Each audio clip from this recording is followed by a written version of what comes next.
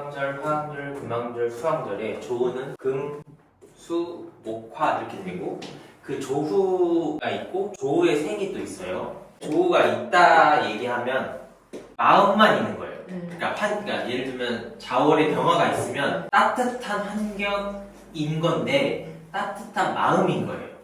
진짜로 따뜻한 환경이 갖춰지는 건 목생화가 돼야 돼요. 그리고 그 환경이 유지까지 되려고 하면 화생토로 보온까지 돼야 되는 거죠. 그러니까 목생화는 일시적인 거잖아요. 그러니까 특정한 그런 온도가 유지되는 건 아니고 목생화니까 상승할 수 있는 상태인 거죠. 그런 환경인 거지. 이렇게 쭉 복덕으로 이어지려면 화생토가 결국은 돼야 되는 거죠. 그래서 조후는 이제 마음만 의미하는 거예요. 그리고 조후의 생이 실질적 환경입니다. 실질적 환경. 그래서 화왕절이 수가 있으면 쉬고 싶다. 편하게 살고 싶다.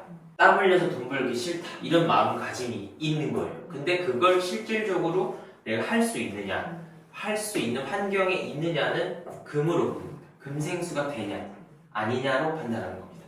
똑같아요. 모광절도 근데 특히 이제 조우적 측면에서는 화랑 수를 중요하게 보거든요. 감정. 그 모광절과 금왕절의 조후는 관계적 측면이고 수왕절과 화왕 이거 다 온도와 관련이 있기 때문에 말씀드리는데 얘네들은 온도가 이미 일정합니다. 여기 온도가 일정한 상태에서 조습을 논하기 때문에 조후의 그런 폐해가 크진 않은데 화왕절과 수왕절은 온도를 논하고 조습은 이미 거의 일정하잖아요. 여기 습한 편이고 여기만 조하잖아요. 물론 이제 화도 아니면은 좋아하긴 하지만 목으로부터 올라온 습을 퍼뜨리는 시기니까 활동하는 의미로서 이제 습하다고 말할 수 있는 거고 하나니까 좋아하다고 말할 수 있는 거죠. 그래서 이 온도적 개념, 사람이 온도에 따라서 피해를 많이 입잖아요. 옷도 두껍게 입고 조습으로 옷을 바꿔 입지 않잖아요. 온도로 옷을 바꿔 입기 때문에 이 화왕절과 수왕절의 조우를 크게 보고 그 조우적 관점에서 봤을 때 마음가짐으로 불리고 실질적인 환경과 행동은 이제 조우의 생으로 하는 겁니다. 요 개념이 중요해요. 이것과 또 다른 개념이 이제 월의 생. 그래서 월이 생 받았다는 것은 이제 월이 그 계절답다. 그러니까 생은 아는 거예요. 알아가는 거고 아는 거, 알려고 하는 거. 그러니까 월의 생을 받게 되면 내가 그 계절을 알게 되는 거예요. 계절답게 어떻게 살아야 되는지 적응하려고 하고 알려고 하는 거죠. 그러니까 수생목을 받으면 모광절답게 사는 거고 목생화를 받으면 화왕절답게 사는 거고 화생금을 받으면 금왕절답게 사는 거고 금생수를 받으면 수왕절답게 사는 거예요.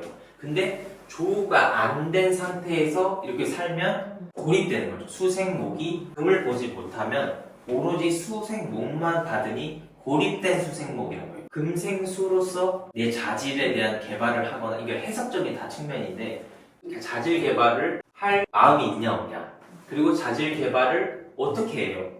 사회활동을 하죠. 그래서 이 개념이 통용되는 거거든요. 그리고 화도 목생화를 통해서 활동을 하지만 수로서 쉬어갈 줄 아는 지혜가 있냐 없냐를 보고 실제로 지혜를 갖추려고 하냐 안 하냐는 금으로 보는 거죠. 그래서 금생수가 되냐 안 되냐의 차이가 여기서 발생하는 거고 또 금왕절은 화로 화생금을 하는데 그 화생금의 과정을 이제 내가 맹목적으로 할 것이냐 사람과의 과정을 이 과정이거든요. 어쨌든 목은 금으로 가잖아요. 여기도 똑같아요.